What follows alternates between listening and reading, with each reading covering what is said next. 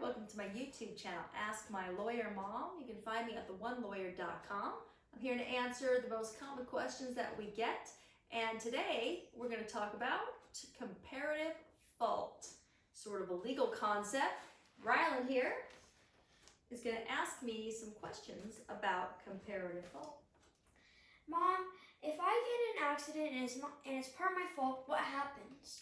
Let me first define the term comparative fault. It kind of is self-explanatory, but what it means is that the comparative amount that you yourself are negligent if you're in an accident.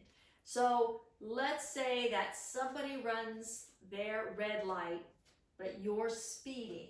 So when you hit them, that impact is a lot harder or a lot worse than if you'd been going the speed limit. The question is going to be who's more at fault? The person who ran that light, because if they hadn't run the light, there wouldn't have been any accident at all, or you for exceeding the speed limit.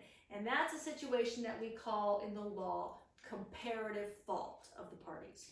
So you're saying I can't recover any of my bills? No, I'm not saying that at all. What I am saying, though, is that in Nevada, parties that are comparatively at fault can collect their damages if they are up to 50% at fault.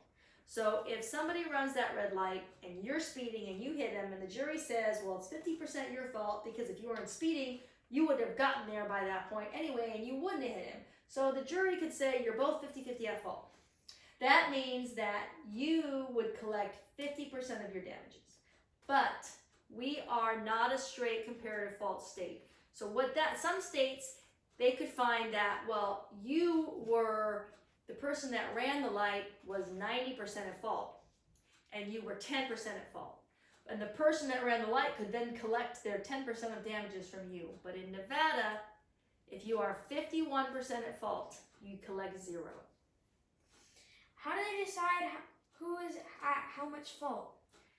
It's really a question of fact. It ultimately could go to a trier of fact, which would be a jury. Usually, the parties will ultimately agree upon some sort of reasonable comparative fault assessment based on the facts.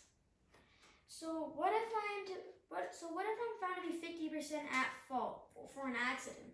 That is the threshold. If you're 50% at fault, you can collect 50% of your damages.